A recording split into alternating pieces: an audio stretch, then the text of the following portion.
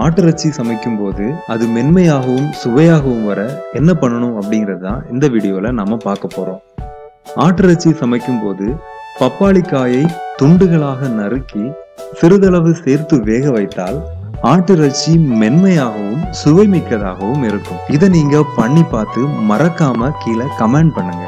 இந்த தகவல் உங்களுக்கு பயனுள்ளதா இருந்துச்சுன்னா உங்க ஃப்ரெண்ட்ஸுக்கும் இதை ஷேர் பண்ணி தெரியப்படுத்துங்க. இது மாதிரியான மேலும் பல பயனுள்ள தகவல்களை நீங்க உடனே பெறணும்னா மறக்காம ஸ்மார்ட் டாக் சேனலை சப்ஸ்கிரைப் பண்ணுங்க.